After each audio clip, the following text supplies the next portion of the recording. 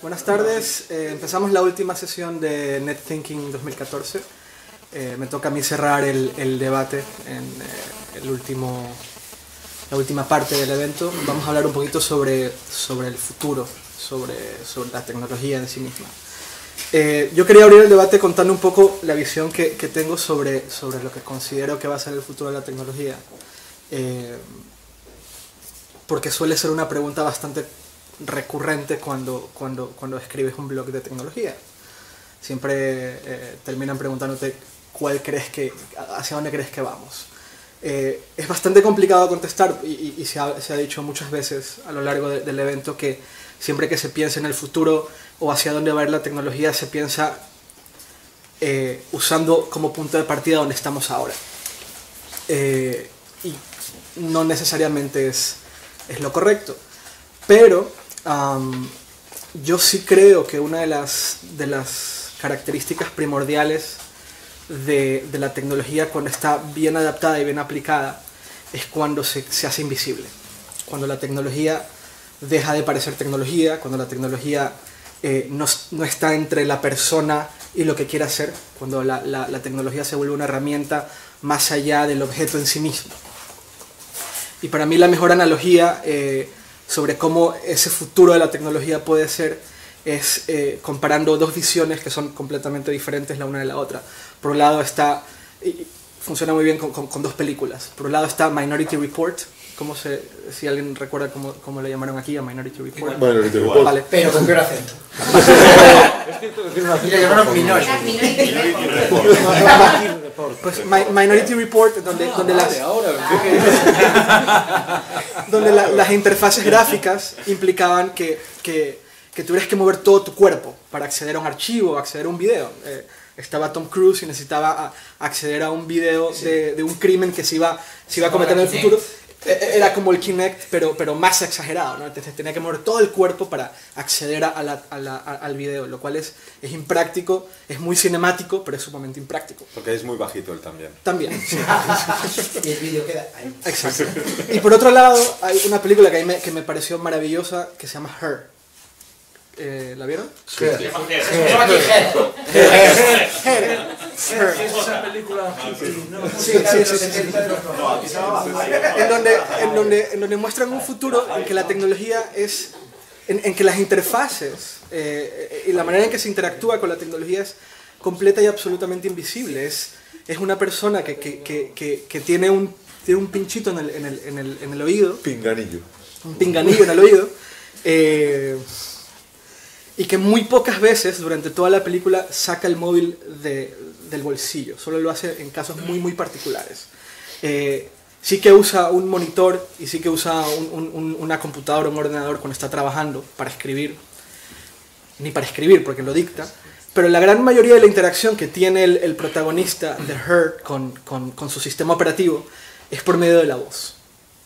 Que es un cambio de paradigma bastante importante. Porque te permite hacer, por un lado, que toda la interacción con elementos tecnológicos con los que estás todos los días se vuelvan mucho más cercanos, y por otro lado que te permitan hacer otras cosas. Entonces la tecnología como que desaparece y se vuelve algo muy integral. La película tiene una connotación muy distinta a esto. Se habla de una relación entre una persona y una máquina, pero independientemente de eso, la visión tecnológica en el cual las interfaces, los sistemas inteligentes y la manera en la cual tratamos diariamente con la tecnología, a mí me parece muy interesante de la manera en que se la planteaba en Her. Y creo que si hay un futuro al cual deberíamos de ir, es hacia ese. De hecho, si ustedes se fijan ahora mismo en la mayoría de los dispositivos que están usando, cada vez se vuelven más invisibles. El primer teléfono inteligente muy vendido fue el Nokia N95, por decir algo, y el N95 era un teléfono que como teléfono tenía mucha presencia. Era un teléfono gordo que tenías que deslizar para arriba para sacar un teclado, que si querías tomar fotos tenías que hacerlo para el otro lado, me parece. Y ahora los iPhones son imperceptibles como aparato. La pantalla es lo que tienes al frente y lo único que notas del aparato es el borde, el pequeño borde que hay alrededor, y cada vez ese borde va desapareciendo. Todo el diseño industrial de la tecnología, en temas de smartphones sobre todo, y de tablets, van hacia la desaparición del dispositivo en sí mismo y la importancia del contenido, que es la pantalla. Lo mismo con los portátiles. Si ves un portátil hace 10 años, era súper gordo, tenía mucho borde, era mucho más complicado de hacer. Cada día los portátiles también pierden su esencia como aparato y se le da primordialidad a lo que puedes hacer con él. Inclusive con las televisiones, cada vez la televisión va perdiendo borde y solamente queda la pantalla, que es la utilidad del dispositivo en sí mismo. En temas de software está pasando un poco lo mismo. Google, Microsoft y Apple están haciendo 3 iniciativas relativamente similares en la manera en la cual empezamos a interactuar con la tecnología, en donde la interfaz gráfica empieza a perder sus límites. Siri, Google Now y Cortana. Siri de Apple, Google Now de Google y Cortana de Microsoft. Son interfaces con las cuales tú hablas, no con las cuales tú interactúas con las manos o con el teclado o con el ratón. Y los límites de esa interfaz no son claros, porque parte del funcionamiento de esas interfaces está en la nube y todos los días se está alimentando esa interfaz. Entonces, algo que tal vez hoy no funcionaba, mañana va a funcionar porque se le ha agregado, y esos límites de la interfaz se van perdiendo. A mí me gusta mucho ese tipo de iniciativas justamente porque te permiten interactuar de una manera muchísimo más natural, mucho más imperceptible como tecnología, y por lo tanto, en teoría al menos, mucho más útil. No sé si ahora sea lo suficientemente útil, no sé si la mayoría de ustedes usen o no Google Now o Siri o Cortana, pero yo creo que en algún punto va a ser la manera de interactuar con la tecnología, mucho más que cosas como los Google Glass, que es tecnología in your face, o sea, como que está ahí. Literalmente. Sí, que está puesta y que se ve fea, que te produce cierto como rechazo, inclusive social. El otro día me tocó a mí estar con una persona que tenía puesto unos Google Glass y es raro porque no te mira, está como mirando hacia arriba, ¿no? Está mirando la pantalla. Pero de ahí viene el término glass holes, ¿no? El glass hole, ajá, exactamente. Entonces, en base a todo esto que estoy diciendo, a mí me gustaría un poco hablar sobre lo que ustedes dos y evidentemente el resto de la mesa consideran o hacia dónde vamos con la tecnología, más allá de la tecnología en sí misma, pero sí en usos. Y a mí me gustaría que empezara... Es que empiezas hablando de cine y eso no está mal, porque el cine siempre intenta contar... Sí. Bueno, el paradigma... La palabra paradigma sale constantemente, ¿no? Sí, como monetizar. Cada cosa decimos paradigma siempre. Pero quiero decir, la película así como modelo sería 2001, ¿no? Que HAL 9000 y eso. El otro día estaba leyendo la anticipación de una película que estrena ahora, que se estrena dentro de poco, de Johnny Depp, creo que es el protagonista, que se llama Transcendence o algo así, ¿no? Que se supone que es la idea de...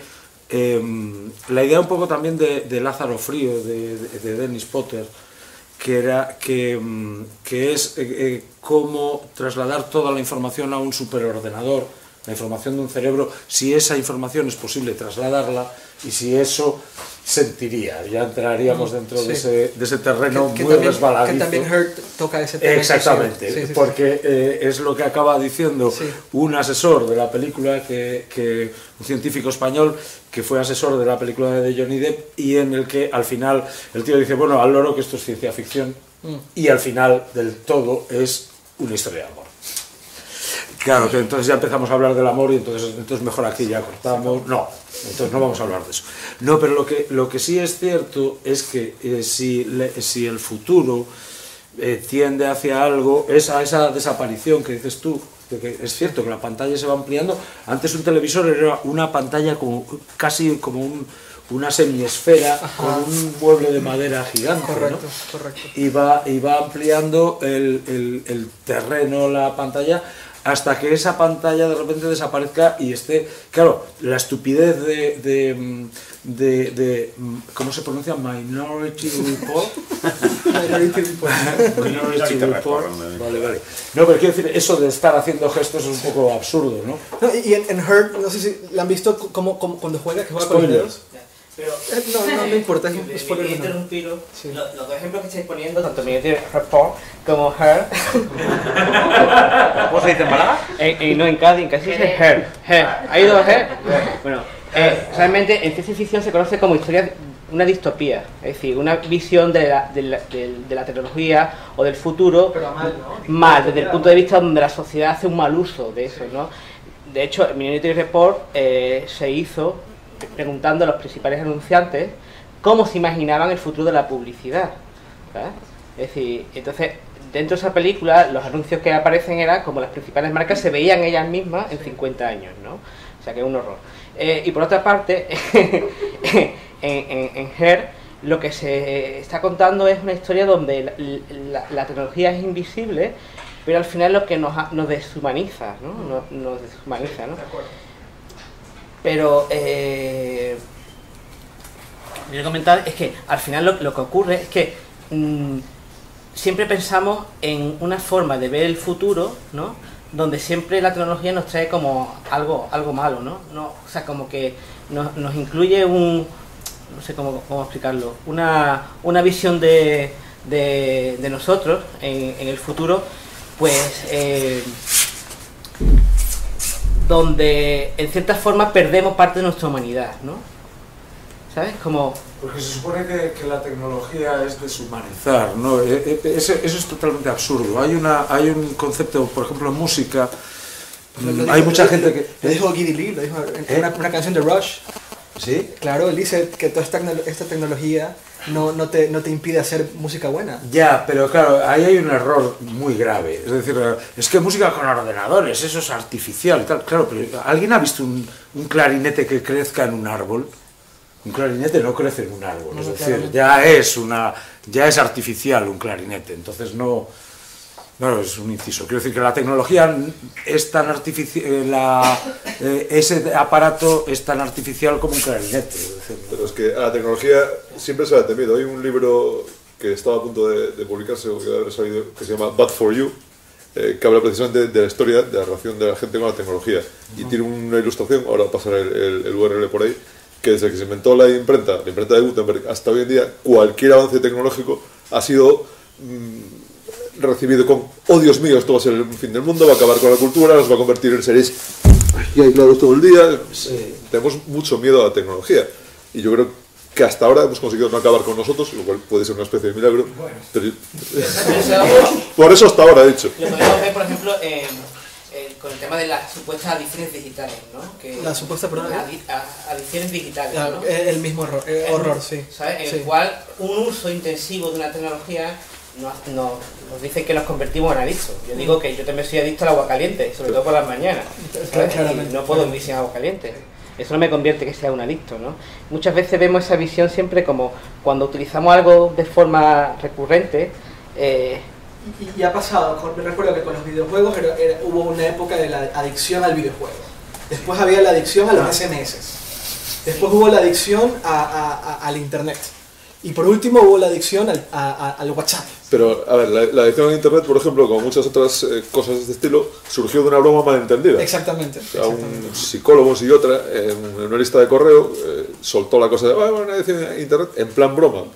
¿Qué pasa? Que se memetizó y de repente... pones cualquier telediario o abres cualquier medio y estamos a vueltas con la adicción a internet. Y yo siempre he dicho que no creo que exista... A ver, puede haber gente que sí sea adicta a internet, pero igual que si no estuviera en internet sería adicta a los juegos de rol, y no es por meter en los juegos de rol, o al parchís, yo qué sé. O al Sálvame. O el Sálvame, es un problema de la gente. O a tirarse con una cuerda, por ejemplo, ¿no? o el puenting o sea, cada persona es como es, y si va a tener un problema va a tener con internet o aplicado en cualquier otra historia de su vida. Entonces, creo que no debemos... Pero quiero decir que aquí hay varias... Es que la cuestión es curiosa. Es decir, hablar del futuro siempre es un poco estúpido. Siempre pensamos que el futuro es malo. El problema está que el futuro es muy pequeñito y el pasado es gigantesco. Entonces, el pasado es tan gigantesco que nos pesa toda la información del pasado para diseñar un futuro. Y la mínima cosa que pase ahora mismo aquí, si ahora se cae esa botella, provoca a lo mejor que el futuro sea totalmente distinto. Es decir, las líneas del universo pueden continuar hacia la nada o hacia la destrucción. Hombre, yo creo que vamos hacia el desastre. Es decir, todo estará mal, porque eso es obvio.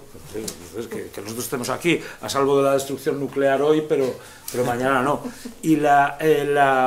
Pero una mínima variación puede provocar un cambio gigantesco en los hábitos de consumo, en el propio diseño de tecnología y el diseño de software. ¿Qué pasa con intentar razonar un futuro de cómo vamos a vivir?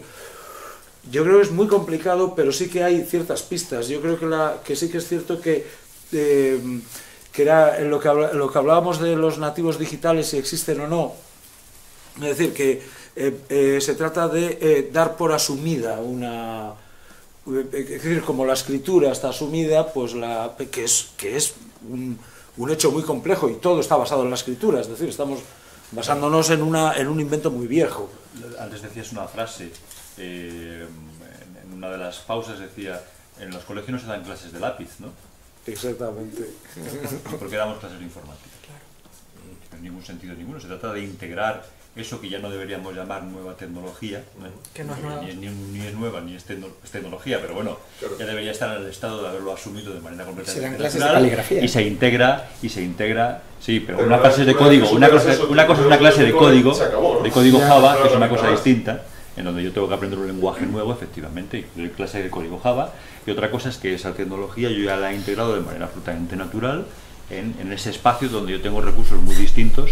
Pero se enseña a coger el lápiz y a... Sí, claro, sí, y yo enseño, claro, pero en el mismo proceso, claro, pero en el mismo proceso del trabajo. No es que yo tenga una clase específica de coger el lápiz, no, claro, sino que mientras redacto algo, te digo, oye, cógelo bien, pues esto es igual.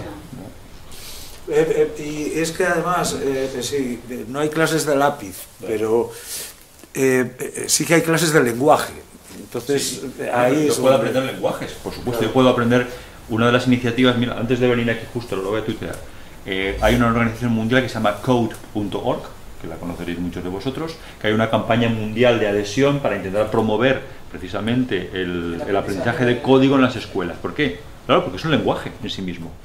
Tú tienes que aprender ese lenguaje. Sobre todo aprender código en las escuelas. Esto es algo que se está discutiendo mucho ahora. Voy a parar, no puedo hacer el informe y tuitear al mismo tiempo. Y el tema de enseñar código a los niños es más que nada, o sea, no porque vayan a salir ingenieros informáticos o nada así, puede ser que sí, pero sobre todo les da una noción de que no necesariamente tienen que ser consumidores de contenidos o de productos, sino que pueden ser productores. O sea, si se les ocurre un juego, lo pueden hacer ellos mismos. O sea, para mí esto es importante porque les cambia una noción que ahora mismo, y es lo que hablábamos en la charla anterior, tenemos alumnos pasivos, personas pasivas que no saben que pueden crear lo que ellos quieran. Entonces, de alguna manera, yo creo que enseñar código en las escuelas desde pequeños les despierta en la mente un espacio o una vía ahí para pensar las cosas de otra manera. Vamos a empezar a hacerlo, enseñarles programación y robótica desde pequeños. El problema es que los políticos sean capaces de mantener en el tiempo, claro, que tengan que tomar la decisión de mantener el tiempo se esfuerce, porque el cortoplacismo es lo que nos mata en este sentido, ¿no? Si ya ¿recordáis la cara de los políticos son reacios en la palabra robótica, tú? Anatema. Ya te digo. Pero perdón, una cosa, yo tengo casi 40 tangos y yo estudié programación en el cole. Sí, ¿qué le hemos aprendido? Primero el Logo, uno que era una tortuga, sí. Y Basic. Y el Basic. Sí. Que ya pero los fundamentos. Los estudiaste, supongo que como yo, en una asignatura que se llama EATP, que era una cosa que iba ahí un poco aparte, enseñanza auxiliar técnico profesional. En mi cole había informática. No sé lo que significaba. Es que soy informático, me van las siglas. Había informática, alimentación, dibujo técnico y una cosa que se llama familia o algo parecido, que eran los que no sabían lo que querían. También, pretecnología. Te cagas, que era dibujo. Y aprender a programar te ayuda. Hogar, puede que hogar. A ver, yo creo que aprender a programar, y estoy con vosotros, o sea, te organiza la mente de manera diferente. O sea, como cualquier idioma, ¿eh? O sea, yo durante una época de mi vida estudié chino por el placer de estudiar chino y porque además te organiza la mente de otra manera. O sea, entiendes el mundo de otra forma. Y lo mismo pasa con cualquier lenguaje, cualquier idioma es como salirte de tu isla y verla desde un barco, ¿no? De repente tu idioma lo ves de otra manera. Sí. O sea, y también creo que te ayuda a ser más creativo, porque te ayuda a crear, en el caso del lenguaje de programación, te ayuda a crear y a pensar de manera, entender un poco mejor el pensamiento lógico, que es básico para poder aprender a programar, para poder programar, tener el pensamiento de alguna manera. Entonces, una pregunta, por ejemplo, ¿se puede llegar a conseguir, y ya siendo de cortoplacista, se puede llegar a conseguir traductores que sean de puta madre, que entiendan la intención de un texto? No, de momento no. Pero un momento, antes yo es que a lo que iba es, hoy ya existen apps para niños, para enseñarles a programar, maravillosas, o sea que no todo es la administración y no todo es el colegio. O sea, yo tengo un niño de 4 años y ya empieza a hacer sus pinitos en programación con una app muy estúpida, pero que ya le permite entender los fundamentos de la programación. Y eso está ahí al alcance de cualquiera que tenga una tablet, ¿de acuerdo? Pero bueno, tampoco estamos hablando de un mega coste. Entonces dices, también depende mucho de la inquietud del padre. O sea, aquí yo creo, hemos hablado mucho de administraciones públicas y muy poco de la inquietud de la gente que estamos educando en general, o sea, porque no solo educa el colegio. Como hemos dicho, aquí hay muchísimos implicados y la inquietud de un padre se traslada al hijo. Nosotros hicimos hace un tiempo, bueno, en la agencia donde yo estaba, una campaña que nos encargaron para educar a los niños leyesen. Y la manera y los informes, lo que encontramos es que las casas donde los niños leían eran las casas donde los padres leían. Claro. Es así de estúpido. Si el padre leía, el niño se ponía a leer, porque en ese rato entendía que era un rato de lectura. Bueno, pues, yo creo que eso ocurre con cualquier cosa. Entonces, si el padre le ve que está utilizando la tecnología, que pues eso, le gusta, ya no te digo programar, pero bueno, entrar en los entornos, tal, pues eso se traslada al niño. Y eso es una manera espectacular y asequible de hacerlo. Pero claro, efectivamente, si está 4 horas y media delante de la tele, pues el niño hará lo mismo. Pero en las casas en las que esto no pasa, habrá que hacer algo, que habrá que intentar poner una solución, ¿no? Es decir, no puedes decir, este niño, sus padres no leen, no programan, no sé qué más da, déjalo estar. No. Es que por ahí va la historia. ¿Y qué tipo de familia pensamos que va a sobrevivir? Porque esa también es otra. Es decir, que la idea de familia, por ejemplo, teniendo en cuenta la teoría de la evolución, que no es una teoría, es un hecho, solamente los católicos van a sobrevivir porque tienen muchos hijos.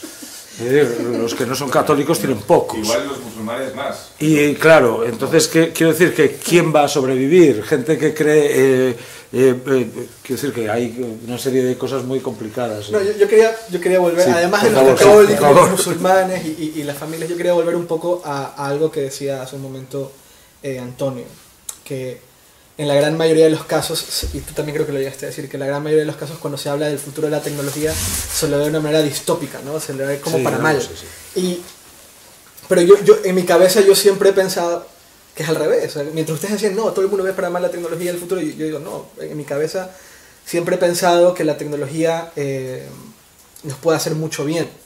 Pero después me cuestiono a mí mismo y digo, a ver, tal vez estoy siendo muy inocente o muy ingenuo de creer que la tecnología por sí misma nos puede hacer mejor. La tecnología por sí misma, como cualquier otra cosa, no es ni buena ni mala, depende de cómo la uses. Exactamente. Pero si lo pensáis un poco, yo el otro día, durante muchos años tuve familia viviendo en Francia, en París, en la migración gallega y estas cosas. Y el otro día, hablando de que si teléfonos de disco y estas cosas, me acordaba de que yo me acuerdo de eso, de que había que pedir las conferencias. Tenías que descolgar el teléfono, marcar no sé qué número, hablar con la operadora, póngame con tal número de París. Y hoy tengo un móvil que llamo a donde me dé la gana desde cualquier sitio, casi desde cualquier sitio del mundo, porque no es un Iridium, pero bueno, da igual. O sea, tenemos cobertura móvil en cualquier sitio. Y como esto hay mil ejemplos, los avances en tecnología médica, en conocimiento científico de todo tipo. Yo estoy convencido de que la tecnología, de que los avances científicos nos han hecho la vida mucho mejor, es que es obvio. También es cierto que habría que hablar de la brecha digital y de los que tenemos acceso a la tecnología o no, y ese tipo de cosas, que es muy grave, es enorme. Y ojo, que ahora que he hecho la brecha digital, igual algunos están pensando, países en desarrollo, tercer mundo, igual está aquí. Te vas ahí a cruzas la ría y te la encuentras, ojo, que es un tema que tampoco hay que olvidarse. La tecnología está muy bien, pero no todo el mundo tiene acceso a ella. Y es algo que también hay que... Igual que el futuro no está distribuido uniformemente, la tecnología tampoco, y es algo con lo que también hay que... En la España del Quijote había muy poca gente que supiera leer, que también, es verdad, quiero decirte, hay que contemplarlo también con una cierta... No lo sé, pero es muy complicado, esa brecha es gigantesca, y es cierto, no es que este país sí, este país no, dentro de cada país... Es muy grande y es como muy civilina, muy insidiosa, porque no te das cuenta y la tienes compleja, ahí. Sí. Mi madre no está en Facebook, no pasa nada, ¿no? Pero pues, afortunadamente incluso diría. Pero es decir que es... ¡Hijo! ¿Qué estás haciendo? Sí, pero tiene WhatsApp. No, mi madre no es nada tecnológica, lo cual es un chollo. Tener un hijo bloguero, imagínate. Pero eso, que son temas que muchas veces no nos damos cuenta, sobre todo porque los que estamos en un grupo como este tenemos una visión un poco distorsionada de la realidad en ese sentido, de que todo el mundo está enchufado, todo el mundo está conectado. Y no es cierto para nada. Pero todo eso proyectado hacia lo que dices tú del futuro, de esa situación, tendemos directamente a la ciencia ficción, ¿no? Quiero decir que siempre... O al revés, tal vez la ciencia ficción es el producto de todo esto. Ajá. O sea, igual sí, porque hay, o de los dos lados. Yo creo que una cierta generación llegó a la tecnología después de ver películas de ciencia ficción y dijo, tenemos que hacer un ordenador que sea chulo, guay, bonito, porque eran horrorosos los ordenadores, ¿verdad? Y de repente llegan unos diseñadores que ya habían visto ahí un par de cosas, no, qué coño, esto tiene que ser guay, ¿no? Ser cool. Aquí estamos en la isla donde pasó Julio Verne, eso se dice, ¿no? Exactamente. Nos han dicho... Sí, esa es la...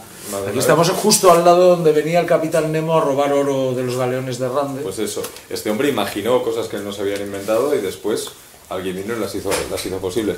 Yo creo que eso en España, hablando de España, no será tan próximo a Minority Report ni será tan próximo a GER.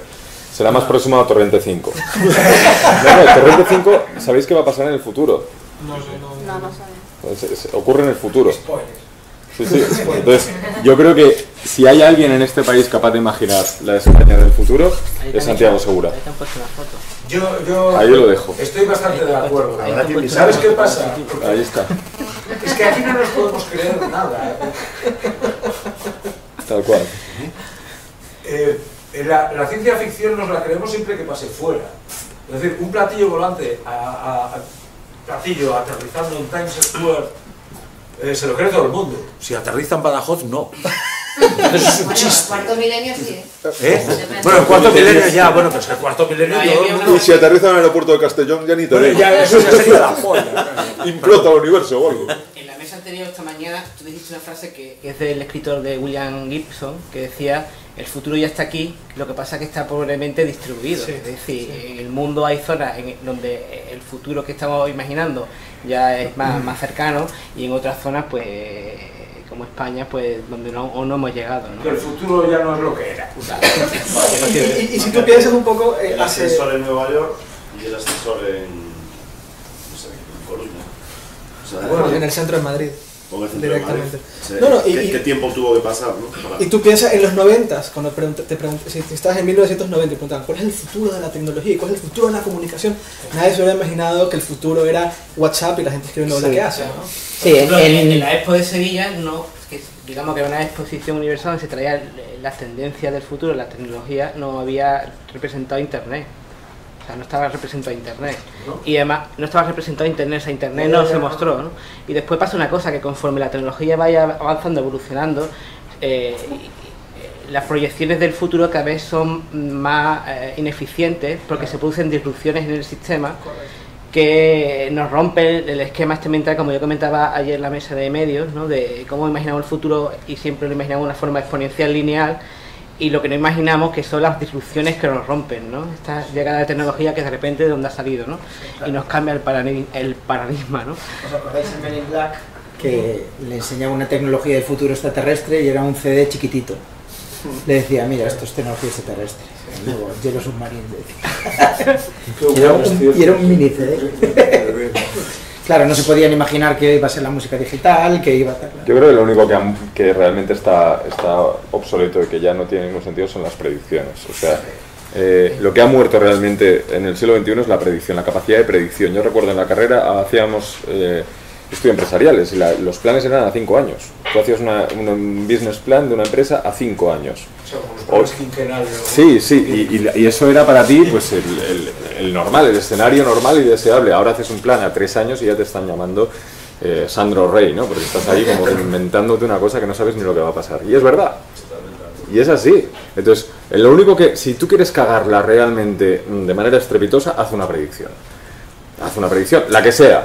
Vamos a ir hacia... Aquí es cuando saco yo mi disclaimer habitual. Cuando Apple sacó el iPod, yo dije, Dios mío, se han vuelto locos, van a hundir a la empresa. Fijaros, ya está. La iPod que han vendido. O sea, claro. Cualquier cosa que yo pueda decir hoy... Claro, se la van a dar. A mí me pasó con las tablets. Dije, vaya mierda, eso es un iPhone gigante. Esto no va a triunfar. Pues mira. Yo sin embargo, con el iPad sí que lo vi venir. Un poco por lo que decía Eduardo antes. Porque de repente quitaba la tecnología de en medio para un montón de gente.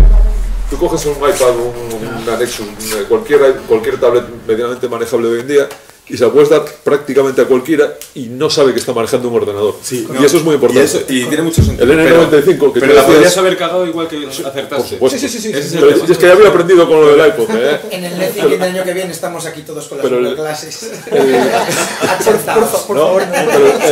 Pero todos paseando por ahí fuera, fuera de aquí y tal. El N95... dicho que esto era de idiotas, ¿no? De glasipollas. El N95 que decía Eduardo, el teléfono, el hardware era muy bueno. No, claro, era top. Era un Nokia del copón. Pero el software era tan infumable, tan inmanejable, que aquello era un truño. Así es. ¿Por qué empezaron a triunfar iPhone, Android y todos estos? Porque eliminan una barrera. Claro. Sí, después de la batalla todos somos generales. Pero antes antes de la batalla, que sí, en su momento que es cuando tiene mérito. Pero yo, en este caso no tengo escrito, puedo pasaros el URL de cuando me prestaron el N95 y dije, vaya truño. Yo tengo guardado para justamente que me recuerde siempre lo que estás diciendo tú y tú. Yo tengo guardado un documento de una revista del año 1996, atención al dato, en la que en Estados Unidos la Asociación Nacional de Editores de Diarios convocó a los tíos más listos de los periódicos norteamericanos para que dijeran, en el año 96, para que predijeran cómo iban a ser los periódicos del año 2000. 4 años después. 4 años. Ni el plan de negocio, o sea, más corto. Ni el quinquenal era. Bueno, no hay uno que acierte. O sea, el Washington Post, por ejemplo, predice un periódico por fax. El fax. Súper cómodo. Apareció el fax. Por ejemplo, ¿sabes? O sea, hay varios, o sea, hay USA Today, el New York Times, o sea, hay uno que habla de una especie de tableta, que podríamos dar un punto al caballero, un mini punto al de la tableta. Hay otro que predice un periódico impreso lleno de códigos de barras, que llevarían en algún sitio una base de datos de consultas. Hay otro que predice que te mandarían luego unos CDs mensuales con más información. Y os estoy hablando... Entonces, esto lo tengo guardado porque me encantó, porque es una revista además muy bien editada, ¿sabes? En la que además lo pusieron luego diseñadores muy chulos, lo que predecían nosotros. Y es que... Si podéis miraros en Google, Philip Tetlock, un tío que en 2005 publicó un estudio preeconómico. Hizo lo mismo, 20 años, preguntó a los asesores económicos más bestias que había en Estados Unidos, gente que había trabajado con Reagan, no sé cuántos tal, que en 20 años predijera cómo iban a evolucionar los datos macroeconómicos de Estados Unidos. Aceptaron lo mismo que un mono. O sea, un mono tú lo pones en un ordenador y te acierta lo mismo. Entonces, lo que ha muerto es la predicción. No tenemos capacidad predictiva, si no lo saben los expertos, imaginaos nosotros. No, pero yo tenía un profesor que decía que a la hora de hacer predicciones es muy importante dar una de estas dos cosas, ¿no? O una cifra o una fecha, pero no las dos a la vez. O sea, tú puedes decir las tablets crecerán un 1000%, o Twitter crecerá un 1000%, o puedes decir Twitter crecerá en 2020, pero no puedes decir Twitter crecerá en 2020 un 1000%, porque te vas a equivocar seguro, ¿no? Y al final, es cierto, todas las predicciones al final están para eso, ¿no? Porque falla. Y paralelamente a las predicciones hay una cosa que también se está acelerando, y es que las adopciones de las tecnologías se producen muy rápido. Por ejemplo, estoy viendo este tipo de cuantificadores, que se ha puesto ahora como que es la siguiente cosa, en Estados Unidos ya está fracasando, cuando en España ni siquiera se ha adoptado. Y entonces, con lo que comentaba antes, del que el futuro ya está aquí, pero está probablemente distribuido, estamos viendo como marcas como Nike, que ha sido una del paradigma con este tipo de pulseras, la semana pasada despidió a 70 ingenieros, ¿no? Porque se van a dedicar más al software, ¿no? ¿Para qué sabe, es que además, ¿para qué sirve entender el futuro si no somos capaces de entender el presente? O sea, si estamos todavía flipando con lo que está pasando ahora, el pasado ya no te cuento, pero lo que está pasando ahora no lo entiende nadie y ahora... O sea, cuando dices ahora, ¿a qué te refieres? O sea, lo que está ocurriendo ahora a nivel tecnología, o sea, no somos capaces, no tenemos suficiente perspectiva para entender de manera teórica lo que ha traído Twitter, por ejemplo, al mundo de la comunicación, solo al mundo de la comunicación. No somos capaces. Lees la historia de Twitter, el libro este que publicaron hace poco, te cuentan historietas, te cuentan anécdotas, pero la teoría sobre lo que está ocurriendo ahora, no hay tiempo. Si es que hace 5 años esto era una cosa de 4 frikis. Pero es que a lo mejor y eso es cierto, es decir, la reflexión sobre el presente está empezando a ser un problema. También es que falta reflexión, pero también es cierto que el presente es una cosa que va a toda hostia. Por eso. Es decir, estamos empezando a tener un cierto problema de distorsión. ¿Cómo desmontas un avión que va a 1000 km/h y que está ya a 30.000 pies? ¿Cómo lo desmontas y lo vuelves a montar? Bueno, claro, no puedes. Es que no puedes. Lo que haces es seguir en el avión y decir, no, bueno, pues a ver dónde, y mirar para el futuro, que encima no tienes ni puta idea en lo que vas montado. Pero se suponía que en el año 2000 teníamos que estar todos vestidos como en Star Trek y... ¿no? Teníamos que haber quedado para un uniforme. Sí, ¿no? Un uniforme, ¿qué hacemos cada uno vestido? Raquel moriría. Se os olvida. Papel albal, yo moriría. No, pero por ejemplo, no vamos vestidos de papel albal, pero hemos conseguido cosas increíbles, como, no sé, todo lo que se dice de qué negativo es que estás como enganchado al teléfono y controlado en todas partes, tiene la cara B, que es eres más libre, porque según para qué tipo de trabajo te permite la tecnología poder escribir desde donde te dé la gana o enviar tu trabajo o un presupuesto. Claro, entonces estás siempre conectado, estás siempre localizado, estás siempre llamable, estás siempre... No, pero también puedo hacerlo desde la playa, y eso antes era impensable. Claro, los vestidos de papel albal, pero Lady Gaga y su vestido de chiquitones, no te cuento. Eso es verdad. Eso lo pones hace 10 años, la gente flipa. Pero ha vuelto a lo rústico, ya ha vuelto a lo rústico. Una anécdota del presente, o sea, que ya no os acordaréis, pero os lo recuerdo ahora mismo, que este país, este gobierno y muchos gobiernos del mundo, la Nochevieja del 31 previo al año 2000 estuvieron encerrados en el búnker nuclear porque iba a haber una catástrofe que se nos olvida, y esto eso se llamaba el proyecto Transición 2000, se llamaba. Y estar allí porque ello era una catástrofe, el presente, o sea, el futuro. Aquellos comiéndose las uvas y Álvarez Cascos, creo que era. Sí. Bueno, que se las mandaría alguien seguro, ¿no? De no digas de dónde. Entonces es bien complicado, y a la vez hay cambios que son increíbles, que están pasando por delante de nuestras narices y ni nos damos cuenta.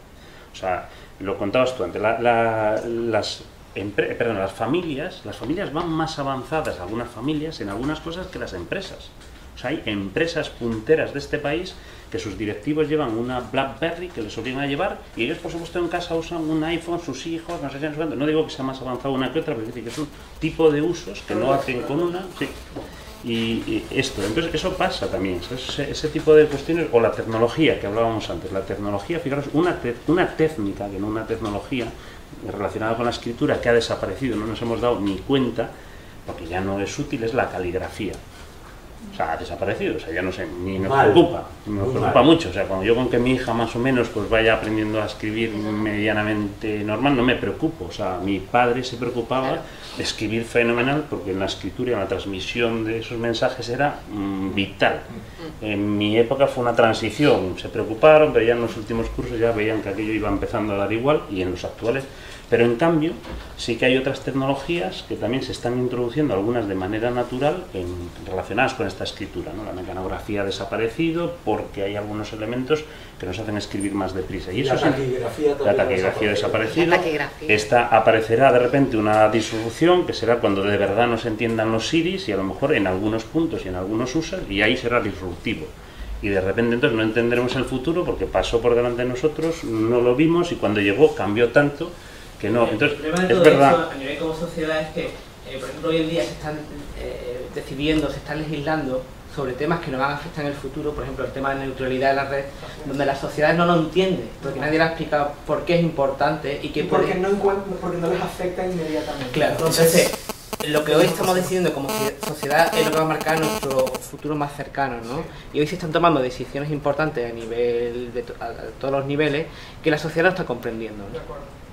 Y eso yo me parece lo más grave, sobre todo en temas de derechos civiles, ¿no? En derechos fundamentales.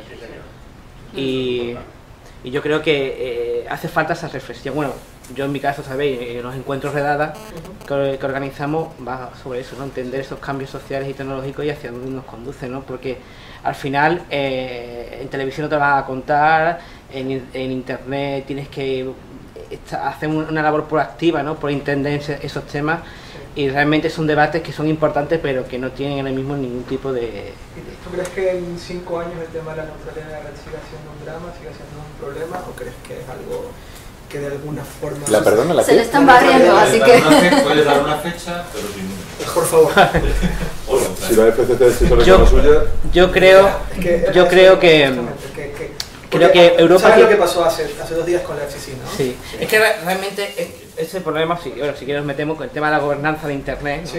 Es una labor que hasta ahora está en manos de Estados Unidos. O sea, Estados Unidos es el que corta el bacalao sobre el futuro de Internet, ¿no? Ahora lo que se intenta es diluir un poco y meter otros países, ¿no? Y que sea una visión más global. ¿Cuál es el problema? Que una cosa es que, por ejemplo, lo de la CCC que estamos hablando, ¿no? FCCC en Estados Unidos, que legisle en contra de la neutralidad de la red, pero aquí en Europa la última votación del Congreso, del Parlamento Europeo, fue a favor de la neutralidad de la red. Entonces, y bastante bien armada. Sí, bastante bien armada, porque en el fondo lo que habla es de la innovación, ¿no? Entonces, realmente lo que estamos viendo es un choque de dos posturas diferentes, que realmente se está hablando de derechos, pero en el fondo se está hablando de negocio, ¿sabes? De economía, realmente, ¿vale? Donde yo creo que van a terminar fuertemente enfrentadas, ¿no? Sí. Y yo creo que Europa quiere aprovechar esa parte de fomentar lo abierto, lo libre, para ver si de esa forma fomentamos una innovación mucho más rápida o creativa que en Estados Unidos, ¿no? De acuerdo. Y date cuenta que aquí en Europa pasa una cosa importante con respecto a Estados Unidos. En Estados Unidos los que son fuertes son las empresas de software, sí, o las empresas de internet, sí, y en Europa los que son fuertes son las empresas de telecomunicaciones. Sí, correcto. Y eso también hay que tenerlo en cuenta. Bueno, y que debería ser, que es curioso que siendo las empresas de telecomunicaciones que sí que tienen un interés muy grande en que la neutralidad de la red se pierda, sea el continente que está al final impulsándolo, ¿no? Mira, yo sí voy a hacer una predicción de los próximos años. Vamos allá. Y además incluso... Mucha nota, transcribe. El próximo año... Apuntar. No, voy a hacer una que tiene relación con lo que tiene anterior. En los próximos años, las batallas que va a haber por el control, en los próximos 5, como mínimo, más allá, las batallas que va a haber por el control de Internet van a ser brutales. Ya han empezado hace años, es decir, no es nuevo, no es que vayan a empezar, digamos, pero las batallas por el control de Internet. ¿Y a qué te refieres con control en particular? El control de los gobiernos, el control de las empresas, los particulares defendiendo sus libertades, a medida que se vayan dando cuenta la mayor parte de la población de la que nos jugamos, y nos estamos jugando muchas de estas cosas, a la vez los servicios de espionaje siendo cada vez más perfectos, lógicamente, y dedicando más dinero al espionaje, los civiles, digamos, organizándonos para, en lo posible, protegernos de ese espionaje, de esa manipulación, los gobiernos intentando controlar todos los mecanismos de... Bueno, si es que es... a mí, no es que sea es una presión, si queréis, fácil, pero me parece importante alertar de que eso va a suceder, ¿sabes? Y ponerse, ¿sabes? Ponerse, creo yo, en los que puedan decir cosas a favor o en contra, a defender planteamientos y además hacer sensibilizar a la población de que se juega el futuro de sus hijos, de sus negocios y de los países, si van a existir los países a futuro, que es una cosa también... ¿Tú estás enterado de lo que pasó en México con el tema de la ley de telecomunicaciones? Sí. Que viene perfecto, o sea, en México gobernó 70 años el PRI, ¿no? El PRI es el partido que gobernó un montón de tiempo, luego vino un partido que gobernó durante 12 años, 2 legislaturas, y ha vuelto el PRI. Y una de las características, una de las mayores características del PRI es que tienen tendencia a controlar lo más posible lo que sale y lo que no sale con información. Esto viene desde hace muchos años. En el 68 hubo una masacre de estudiantes que en el medio dominante, que era Televisa, no se dijo absolutamente nada. Y ahora el gobierno está intentando pasar una ley de telecomunicaciones que permite 3 cosas en particular que son que pueden afectar bastante a la sociedad. Por un lado, permite que el gobierno pueda desconectar internet en ciertas regiones, en ciertas zonas. Por ejemplo, que haya una protesta en la calle, pueden mandar a las operadoras a que desconecten el 3G o a que desconecten las llamadas, para que no trascienda lo que está pasando ahí. Por otro lado, permiten que el gobierno, sin pasar por un juez, pueda obtener la posición geolocalizada de un móvil en tiempo real, y es información que se tiene que dar en menos de 24 horas, con la excusa de la seguridad nacional. Y por otro lado, en relación a eso, obligan a que a las operadoras tengan que guardar un registro durante, me parece que era 2 años, de todo el tráfico que tienen, y el gobierno puede pedir ese historial para ser analizado. Por último, lo de la neutralidad en la red, que también se la quieren cargar horriblemente. Pero una pregunta, todo esto que has dicho, ¿no crees que ya ocurre y si no lo legislan? De hecho, en Europa, el Tribunal Superior de Justicia de la Unión Europea, bueno, creo que superior sobre el Tribunal de Justicia de la Unión Europea, acaba de tumbar la directiva de retención de datos que permite hacer buena parte de eso que tú dices, no cortar el acceso a otros objetos, quedarse con todos los datos de los usuarios durante no sé cuánto tiempo, y que los gobiernos puedan acceder a ellos de una forma muy laxa. De hecho, la sentencia del tribunal dice que sí, que vale. Pero Risto, por eso hay que luchar. Pero es un paso adelante. Creyera que no nos han espiado. Claro, pero lo que cuando hay un es crimen poner en las noticias mecanismos. te hablan de que están con la espionaje geolocalización de los teléfonos de todos los sitios. Pero pasan por un juez. De toda la vida. Pero tienen que pasar por un juez. De toda la vida. ¿No? ¿Alguien piensa que pasa por un juez ahora? En algún Pero país. hay que poner mecanismos, vamos a ver, aparte de que te puedan cotillar el correo, o sea, a mí, mira, vamos a ver, me preocupan más otras personas que me cotillen el correo que la NSA, ¿sabes? A mí particularmente. Pero saluda a tu mujer. Saluda. Entonces, bromas aparte, a mí lo que sí me preocupa es que ahí hay muchas cosas en juego, o sea, que tener a la NSA espiando en general lo que quieran, que por supuesto que sé que lo intentan hacer, y no tener mecanismos gubernamentales, legislativos para eso, como mínimo ponérselo cada vez más difícil, pues implica también que pueden estar espiando los bancos, las empresas, los gobiernos, decisiones que tienen que ver incluso con el dinero, con la pasta directamente. O sea, eso es lo que me preocupa, que no sean conscientes también, hasta los gobiernos o los parlamentos, de que esas cosas que ellos dejan, o que cuando se ponen a legislarlas, las legislan de manera pues un poquito postizas, o sea, tapan sus vergüenzas y en cambio no se preocupan de agujeros de seguridad que tienen de este calibre, que van a afectar, como te digo, hasta el control de un país real, económico. Entonces, eso me parece absurdo.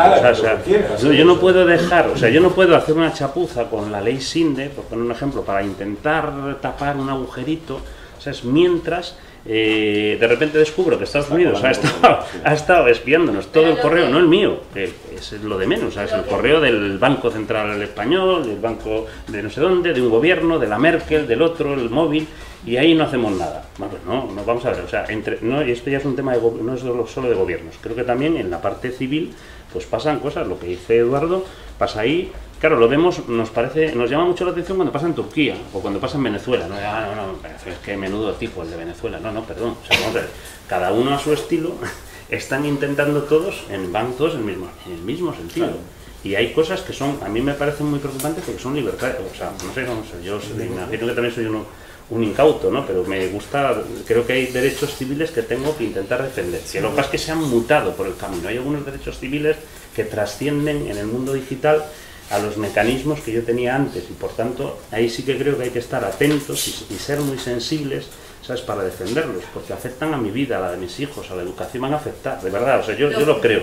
Entonces intento defenderlo, intento explicarlo, es difícil, porque claro, te pones ahí, a mí me toca hacer peritajes con un notario, ¿no?, explicándole una parte y claro, dices, ay Dios, o sea, ¿cómo le explicas si ves que la sociedad muchas veces en esto? Entonces eso me preocupa más, porque sé que en ese tiempo, mientras la sociedad Es fácil, si mañana cierran un periódico, eso lo entiende todo el mundo. Y la gente bueno, en un país civilizado de, a ver, ¿esto qué está pasando? Pero en cambio, si mañana se cierra una página web y una que te guía por aquí un enlace y todo eso que, eso la gente no lo entiende bien. Y eso es un problema.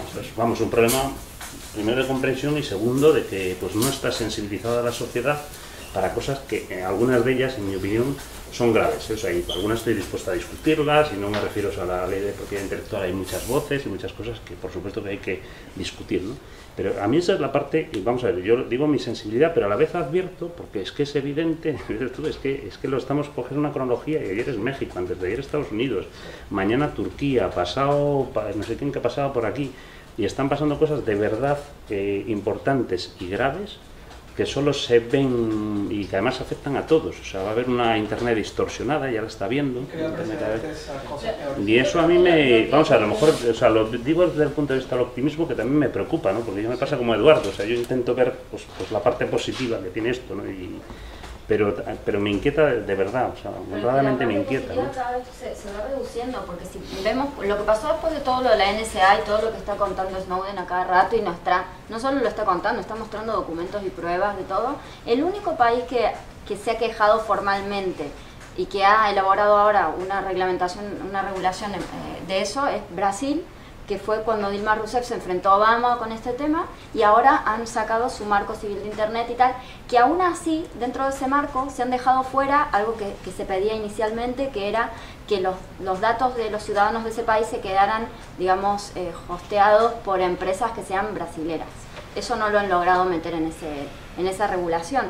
Y luego ahora han intentado, en el encuentro que fue esta semana, que es el Net Mundial, han intentado otra vez proponer un marco global de Internet, algo así como una carta magna de Internet que defienda todos estos derechos, y no lo han logrado. O sea, han sacado una declaración y tal, pero que se deja fuera la neutralidad de la red, se deja fuera al final principios muy... Pero vamos a ver, vamos a ver, es que esto, yo igual soy el menos... Aquí en España, por supuesto, o el más ingenuo de la sala. Que el gobierno diga algo. Yo igual soy el más ingenuo de la sala, pero en esto, ¿de verdad creéis? A ver, esto es su juguete. O sea, estamos hablando del juguete que nació con ARPANET. Estamos hablando de un juguete que nació de manera militar. Fueron los militares los que se inventaron todo este invento. Y sigue siendo su juguete. O sea, yo, sinceramente, a mí no me preocupa que venga la NSA porque no tiene nada que descubrir en este móvil. Pero que, desde luego, esto es accesible a marcas de consumo seguro.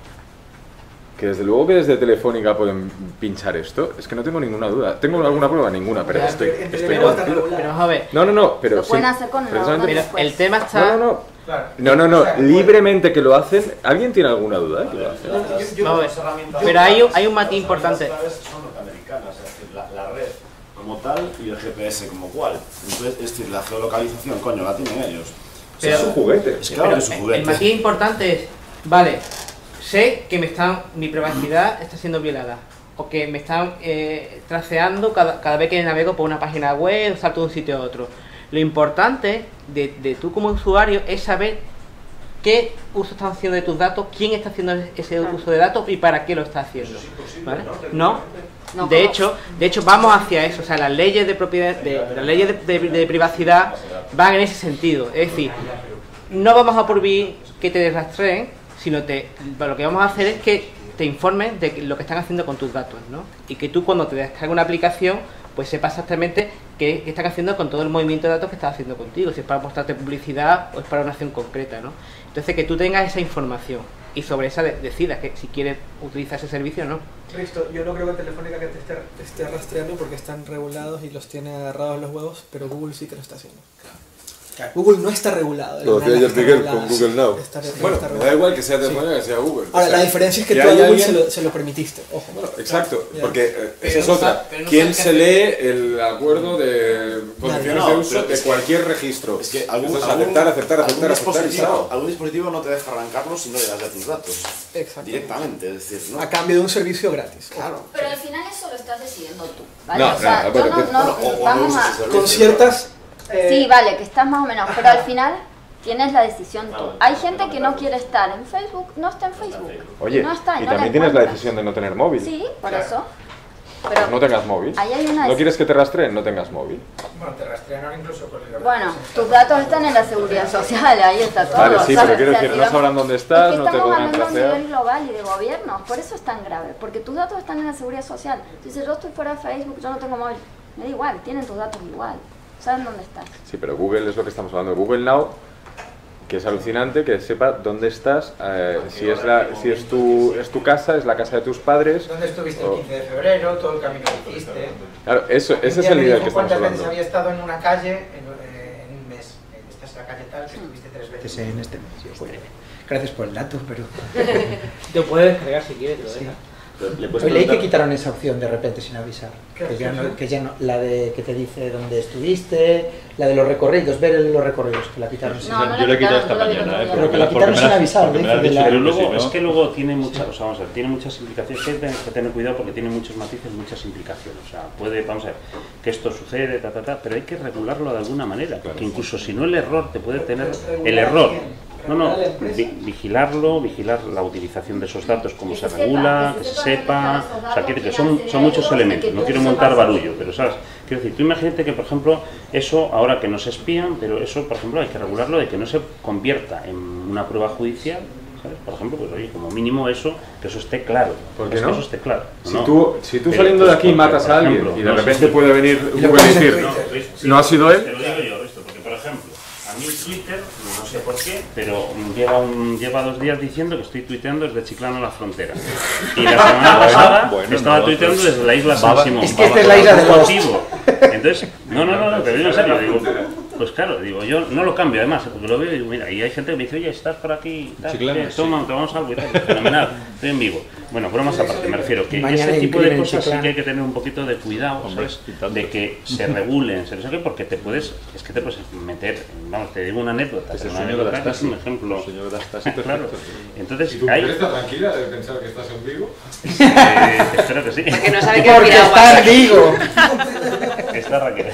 Estoy aquí y no sabe lo de la piragua. Vigila.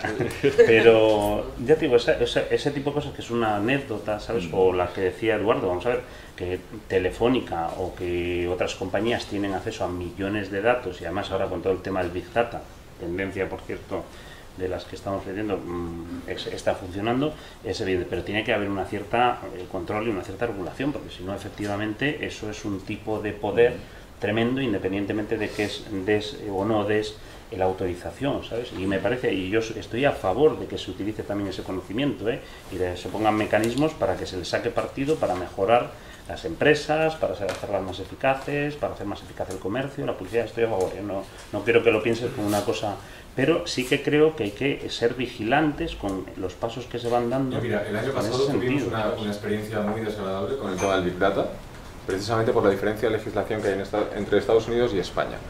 Larry Grisolano, que es uno de los asesores de Obama, que montó un software que se llama The Optimizer, además lo presentamos en los medios, salió en El Mundo y tal, muy bien, tenía muy bien de buena pinta, que la historia era cómo ellos habían ganado las elecciones, bueno, cómo habían parametrizado de manera distinta las audiencias de cada cadena y habían dirigido mucho mejor los spots en la campaña electoral de Obama, en la segunda, y gracias a eso habían ganado más intención de voto y luego se supone que eso les hizo ganar las elecciones. Bueno, esto, que intentaron implementarlo en España y nosotros les intentamos ayudar, era imposible de implementar aquí.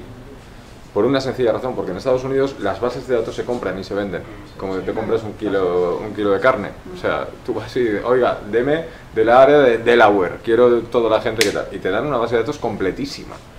Esto aquí está regulado y está prohibido.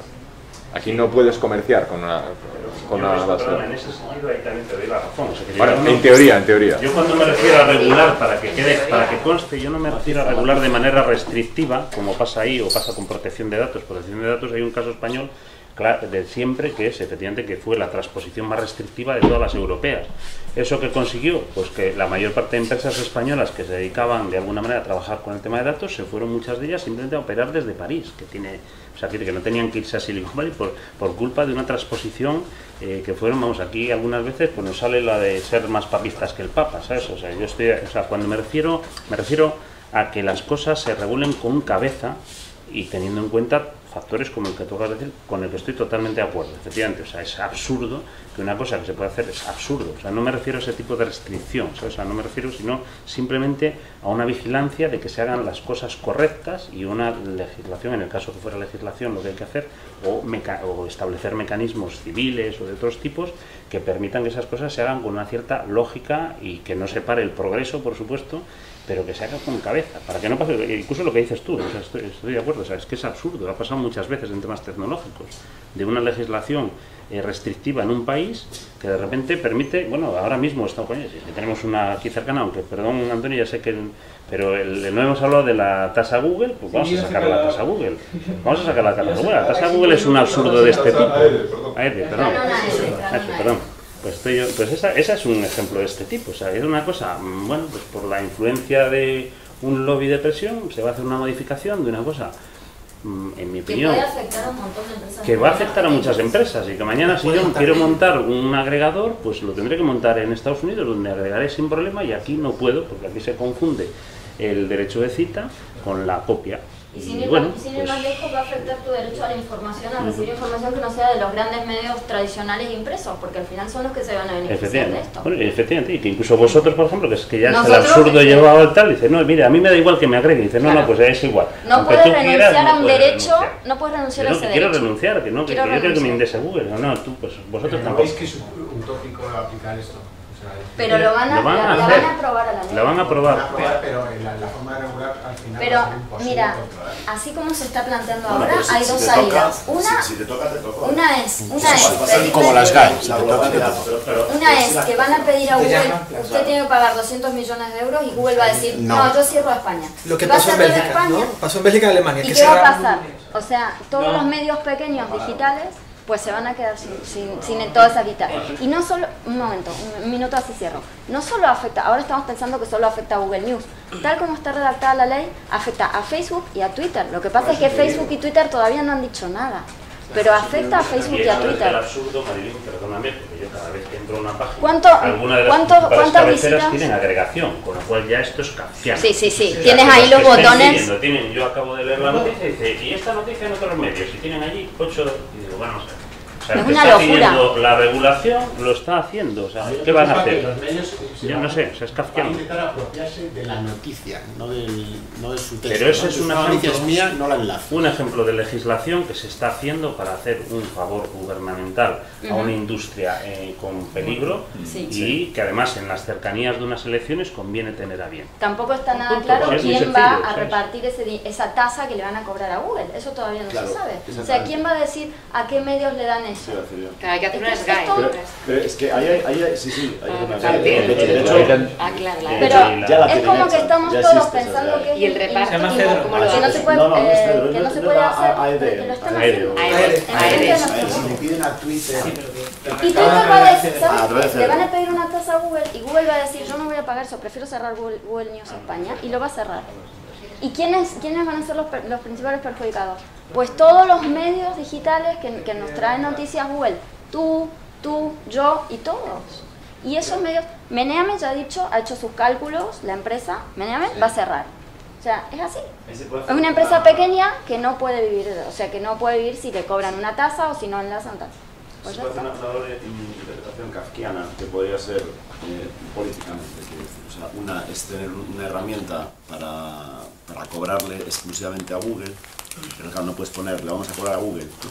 La tasa Google. La ley tal como está redactada ahora, la ley afecta a Facebook y a Twitter. Otra cosa es que ellos no hayan dicho. Pero también vale para de forma política poder inspeccionar a quien Twitter. Claro. Entonces, o sea, en tu mismo blog tú pones un enlace. Y a Flipboard. De todas formas, tenemos un gobierno que es adicto a la censura. Está a punto de cerrar 9 canales el 6 de mayo. Que le encanta todo lo que sea menos comunicación, menos gente hablando, le fascina. Yo, sobre este tema del canon AED, como un poco complejo de explicar y tiene muchos matices, me voy a autorreferenciar a mí mismo. Y si buscáis en Google desmontando el canon AED, tenéis 4.000 palabras explicando exactamente lo que sucede y por qué es importante, ¿no? A mí lo que me parece, por ejemplo, en este tema es un escándalo y en el cual se pretende legislar para matar el futuro, para mantener una situación, un pasado que ya no va a volver, ¿no? Entonces, y encima que puede afectar no solamente a la propia naturaleza de Internet, sino a posibles desarrollos de negocio de esas propias empresas, o sea, que puede tirarle la piedra contra su propio tejado, ¿no? O sea, a mí me parece un despropósito, y encima lo más vergonzoso del tema es que como los propios medios, los grandes medios españoles que están detrás de este cambio legislativo, si vemos sus editoriales o sus noticias sobre el tema, están llenos de mentiras, ¿no? Por lo cual afecta directamente a la propia credibilidad de esos medios de comunicación, ¿no? O sea que... Bueno, y con eso se acaba la mesa. Qué radical está. Claramente que Rómulo dice que fin. Conclusiones, ¿a qué hora las conclusiones? En 5 minutos. Muchas gracias a todos por vernos y pues toca NetThinking 2015. Muchas gracias.